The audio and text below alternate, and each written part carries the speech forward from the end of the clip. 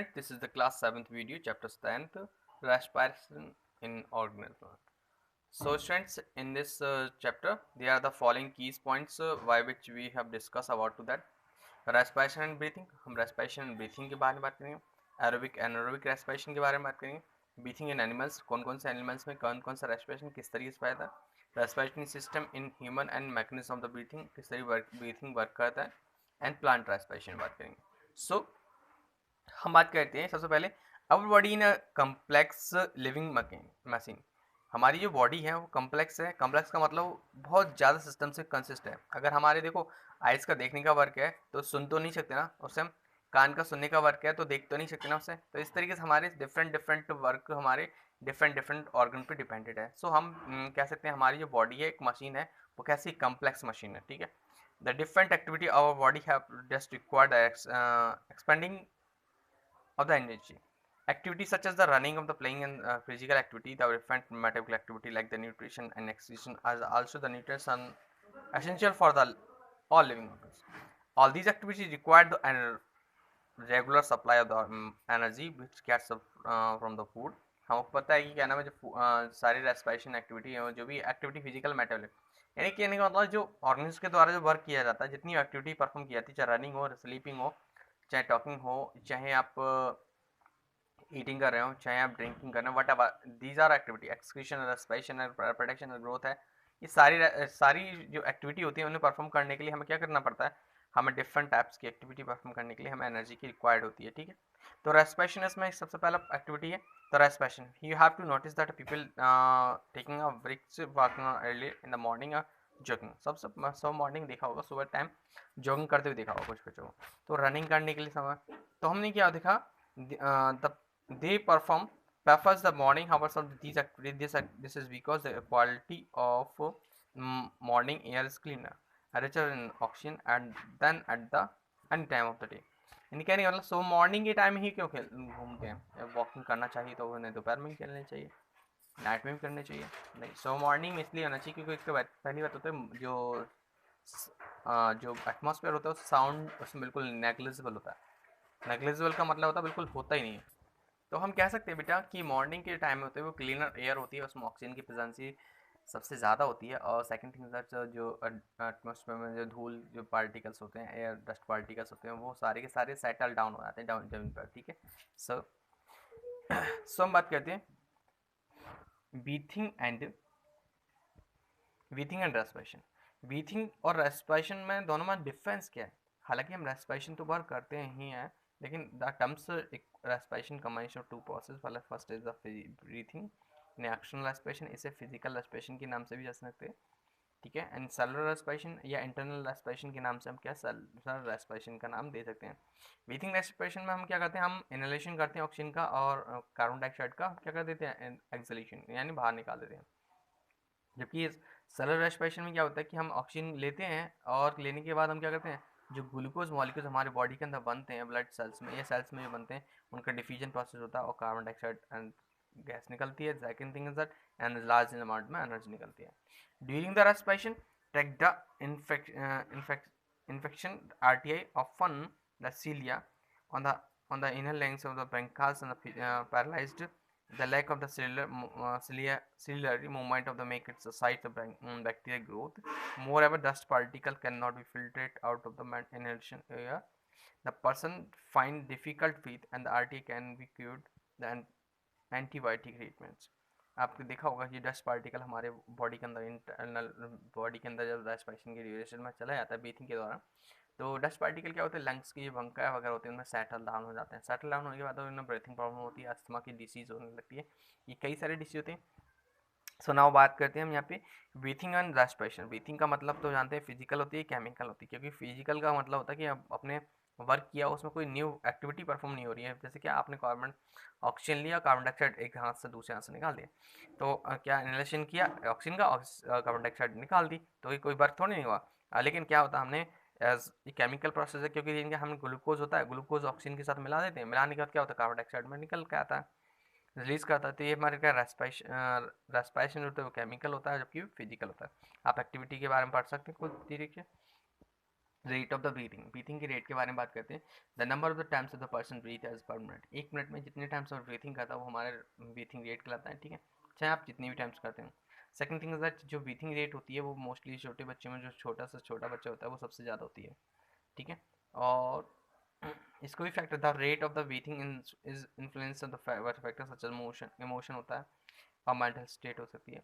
ये एक्टिविटी भी डिपेंड करती है, मेंटल एक्टिविटी डिपेंड करती है, ये सारी रेस्पिरेशन या ब्रीथिंग। आप सपोज दैट अगर मैंने बोला सो एक मिनट में 16 से 17 बार आप सांस ले सकते हैं, तो आप बोले सर नहीं कभी को होता है कि कम भी हो जाती है, हाँ तो हो सकती है, क्योंकि रेन का हो सकता है। जैसे कभी आपको रोना आना है, रोना है सदमा बैठ के, तो सदमे में क्या होता है ब्रीथिंग रेट कम हो जाती है, और जबकि रोने में क्राइम करते हैं तो उस टाइम में ब्रीथिंग रेट ज़्यादा तेज होती है। और उस कंडीशन में तेज़ हो सकती है जैसे हम फिजिकल एक्टिविटी करके आए, तो हो सकता है इसमें भी तेज़ हो सकती है जितने आप रनिंग करते हैं, फिजिकल एक्टिविटी के बारे में बात करते हैं ना। एट द रेस्ट कंडीशन में भी आप होता है, breathing is usually slower when your body is at rest, sleeping time में होता है। Average breathing rates at the at vary with is, new born baby होता है 50 से 60 टाइम्स ब्रीथ करता है, जबकि आप 4 ईयर ओल्ड जो बच्चा होता है वो 25 टाइम्स, एक मिनट में 25 टाइम्स ब्रीथिंग करता है। जबकि हमारे अडल्ट पर्सन होते हैं जो मोस्टली अच्छी खासी कंडीशन होती है, मैच्योर कंडीशन होती है, तो 12 से 18 टाइम्स से एक मिनट में 18 टाइम्स तक या ब्रीथिंग कर सकता है, ठीक है। Now next is during the exercise के बारे में हम बात करें, जब हमारी activity as we start with exercise our breathing becomes faster and rate is gain to almost 50 to 60 times per minute, इतनी मिनट्स बढ़ जाती है। एट द सम टाइम्स ही our heart started to hurt fast and pulse rate भी क्या होती है first fast हो जाती है। तो कैलकुलेशन कैसे है, calculate the breathing rate of the number member of the different age group of the family.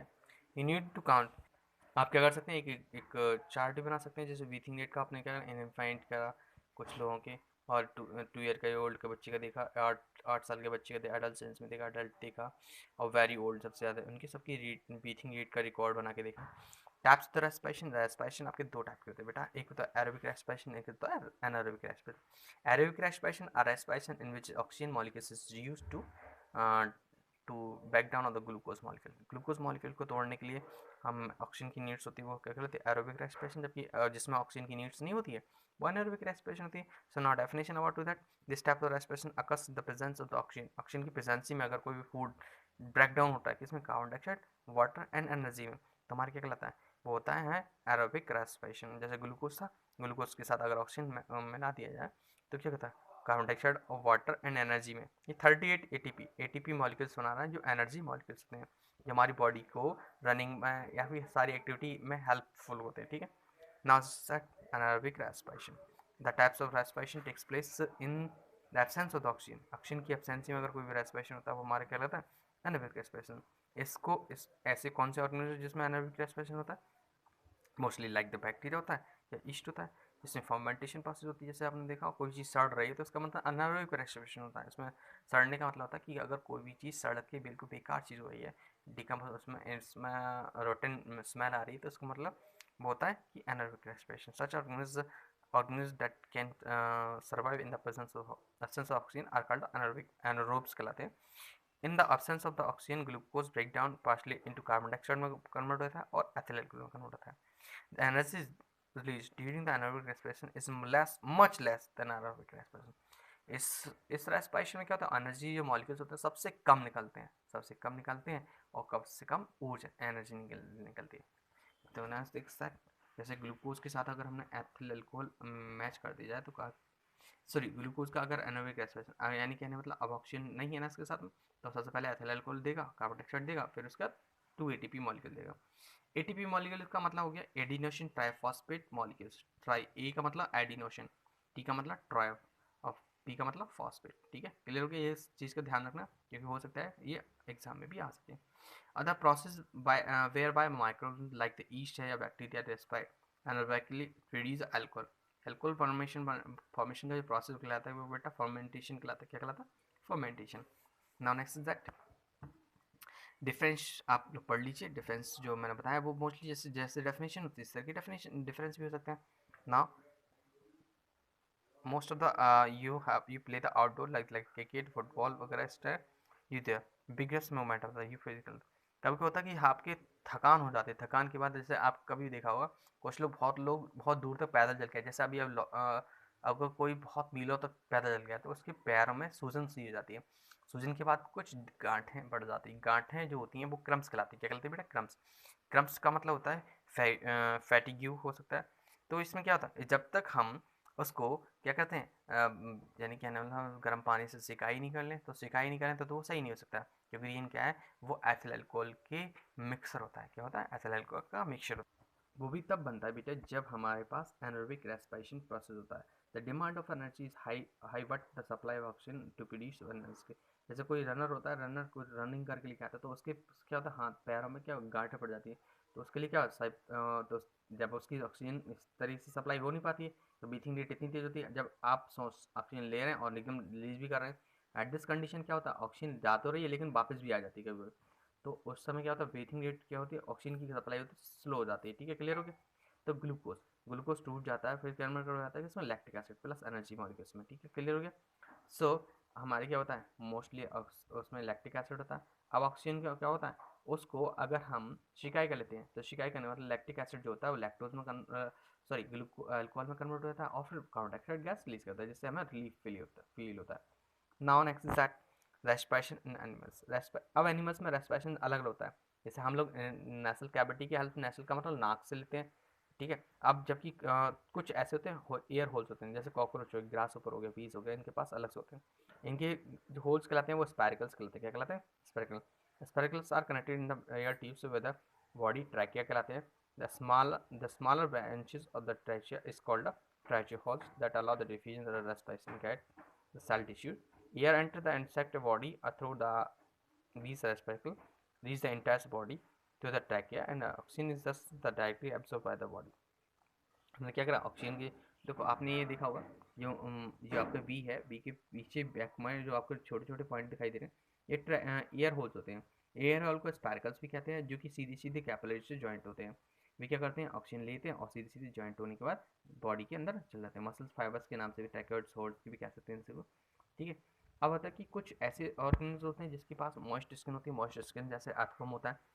तो animals such as the earthworm has the moist skin, slimy skin, such in the gases takes place through the surface of the skin that the richly supplied with the blood capillaries. blood capillary को directly supply कर देते हैं। ये जो आपको पता है most, तो क्या अर्थवर्म के पास कहते हैं, वो जो रेस्पिरेशन करते हैं वो किससे करते हैं, मॉइस्ट स्किन से। क्लियर हो गया? Now next through the gills. अब कुछ ऐसे एनिमल्स होते हैं कि गिल्स की हेल्प करते हैं। aquatic animals such as the fish share a special organs like the gills called gills which adapted they take the oxygen dissolved। जो अब आपकी क्वेश्चन आता है कि बेटा कि क्या नाम है, जब एनिमल्स हमारे वाटर के अंदर जाते हैं और क्या नाम है मछली बाहर आ जाती है, तो दोनों मर क्यों जाते हैं? कारण क्या है? ऑक्सीजन तो दोनों तरफ होती है, क्योंकि ऑक्सीजन वाटर के अंदर भी होती है और ऑक्सीजन वाटर के बाहर भी होती है। इसलिए क्योंकि जो ऑक्सीजन हमारे पास दोनों के पास ऑक्सीजन होगी, लेकिन ऑक्सीजन होने के साथ साथ वो दोनों खत्म क्यों हो जाते हैं, मार क्यों जाते हैं? क्योंकि इसलिए क्योंकि जो फिशेज, जो एक्वेटिक एनिमल्स, एक्वेटिक का मतलब होता है वाटर, और एनिमल्स का मतलब वाटर में रहने वाले एनिमल्स। तो जितने भी वाटर में रहने वाले एनिमल्स होते हैं उनको नीड्स होती है किसकी, और डिजॉल्व ऑक्सीजन की। वाइल जबकि हम जो जितने भी टेरेस्ट्रियल एनिमल्स, टेरेस्ट्रियल का मतलब लैंड, यानी लैंड पर रहने वाले, जितनी ज़मीन पर रहने वाले जितने भी एनिमल्स होते हैं उनको ड्राई ऑक्सीजन की नीड्स होती है। तो दोनों के लिए अलग अलग, तो उनके पास रेस्पिरेटरी ऑर्गन्स जो सिस्टम होता है वो डिफर होते हैं दोनों। aquatic animals such as the fish has the special organ gills कहलाता है, which is adapt the take up the oxygen dissolved in water. Each gills consists of the gills and each arc bear the double row of the thin with the bald filaments, gill filament कहलाते हैं, जिसे that are richly supplied with the blood capillary. Water enter the mouth, flow over the gills. The blood in the capillary absorb the oxygen, oxygen की absorb करती हैं। ठीक है, जैसे क्या है इसके आपको गिल्स दे रखे हैं, डबल रो गिल्स फिलामेंट्स हैं जो कि पास, जो क्या करते हैं, ऑक्सीजन का सप्लाई करते हैं। ठीक है, नेक्स्ट इज दैट लंग्स। अब कुछ ऐसे ऐसे लंग्स के द्वारा mammals such as the cat, dogs, monkey, humans वगैरह, इनके लिए एंड ये एम्फीबियंस है, कुछ एम्फीबियन होते हैं जो कि क्या नाम, वाटर के अंदर। एम्फीबियन का मतलब जो वाटर के अंदर भी रह सकते हैं और टेरेस्ट्रियल में भी रह सकते हैं, टेरेस्ट्रियल प्लेस पे भी रह, लैंड पे भी रह सकते हैं। ठीक है, वो एम्फीबियन कहलाते हैं। वे क्या करते हैं, लंग्स की हेल्प से करते हैं। रेस्पिरेटरी ह्यूमन बींग्स में आपको देखो लंग्स दिखाई दे रहा है दोनों, और लेफ्ट लंग्स और राइट लंग्स। ठीक है, ब्रोंकी हॉल्स छोटे छोटे ड्रॉप लाइक स्ट्रक्चर देखा होगा। अब आपका क्या है, जो आपको रिंग कार्टिज है, फेनेक्स है, ट्रैकिया है, वाइट इस कलर का ट्रैकिया दे रखा है, ब्रोंकी हो ब्रोंकियाई दे सकते हैं, दो दो शेप में ब्रोंकियाई दे रखा है, ठीक है। एल्वलाई नीचे की तरफ हो, डायफ्राम बैक बेस में मूवमेंट कर सकते थे, ठीक है। Next is that now respiratory organs consist होता है कि क्या ना, रेस्पिरेटरी ट्रैकेट्स होता है और रेस्पिरेटरी ऑर्गन नोस्ट्रिल्स है and nasal passage, pharynx, trachea, bronchus and bronchioles, alveoli. जबकि जो रेस्पिरेटरी रियल ऑर्गन्स होता है वो लंग्स कहलाता है, ठीक है। ट्रैकिया, ट्रैक के अंदर नसल कैविटी, नासल के पास में नसल are pairs of the slit open left to the left nasal right nasal chambers. The nasal chambers possess the border or the hair border of hair which is trapped. आपको पता है कि क्या नाम, जब आपकी डस्ट पार्टिकल आते हैं तो कौन रुकता है, नाक के अंदर जितने भी हेयर पार्टिकल्स होते हैं वो सारे के सारे हेयर जो होते हैं वो क्या करते हैं, डस्ट पार्टिकल को ट्रैप कर देते हैं। और क्या कहते हैं, it is richly supply with blood vessels and that warm the incoming of air and the sticky mucus lining the nasal chambers moisten the air, the blood and dust particle. जो आपको dust particle होता है, जो mucus होता है हमारी knows के अंदर, वो उसे ट्रैप कर लेता है और क्या करता है, गंदगी बना देता है, ठीक है। Next is a common passes that the back of the mouth of the ear and the foot at ear enters the front of the tubes is called a wind tube होता है, इसे wind tube के नाम से आते हैं। Frank क्या है, जैसे wind tube दिखाई दे रहा है आपको, पाइपलाइन को कहते हैं, ठीक है। And the enters in the entrance of the blood pipes and the wind pipes is graded to shift the flap like the structure epiglottis कहलाते हैं। epiglottis आपको जो पार्ट होता है epiglottis इस तरीके से, ठीक है।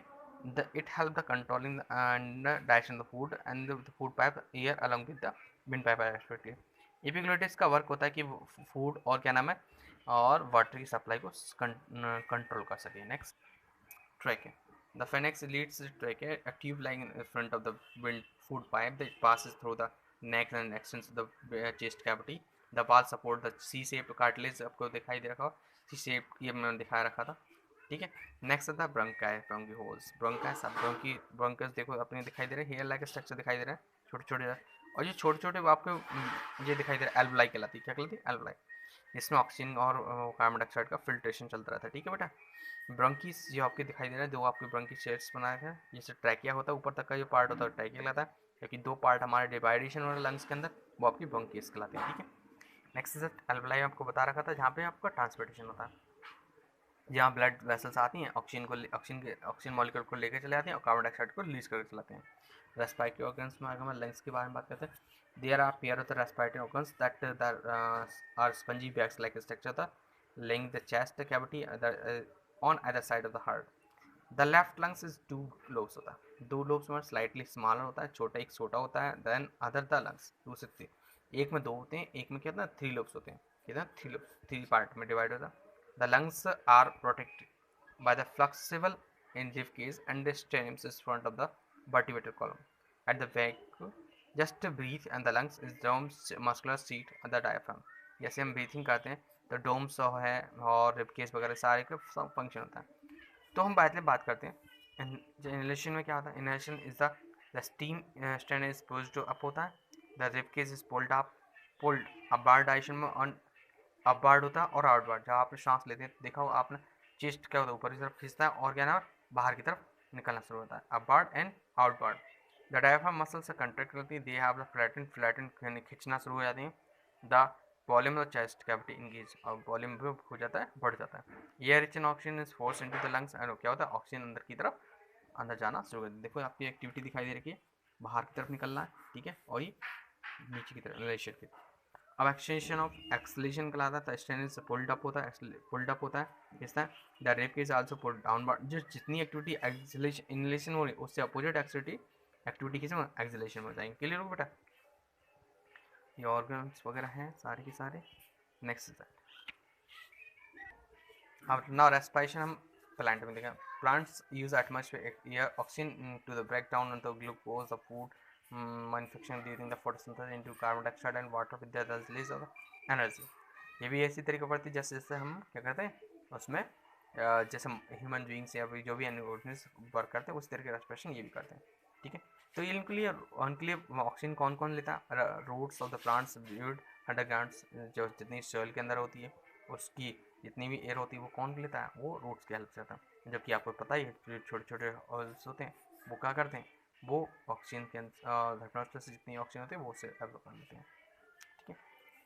इन प्लांट्स जैसे क्या, all cells of the roots of the root stems and leaves it takes in the oxygen independently and got out carbon dioxide. क्या होती है, कार्बन डाइऑक्साइड आप इसी तरीके से निकाल लेते हैं, इसी से, ठीक है। Respiration occurs at the much slower at the compared the animals. इसमें जो रेस्पिरेशन की प्रोसेस होती है वो क्या होती है, ऑक्सीजन जितनी एनिमल्स होते हैं उनसे कहीं ज़्यादा कम होती है। there is a little transport of the gas from one part to the another part of the क्या होता है, पूरे पार्ट में जो रेस्पिरेशन की प्रोसेस होती है स्लोअर हो जाती है, जैसे क्योंकि ये जब वर्किंग स्लोअर है तो साइज होता है वो पूरा पार्ट वर्क भी क्या होता है, स्लोअर हो रहा है, ठीक है ना। आपका चैप्टर फिनिश हो गया है, आपने मैंने एक्टिविटी एक चैप्टर की सारी एक्सरसाइज सेलेक्ट कर दी थी, और उससे क्या करें आप बाई शॉर्ट और शॉर्ट करेंगे, ठीक है। ओके बेटा, बाय स्टूडेंट्स।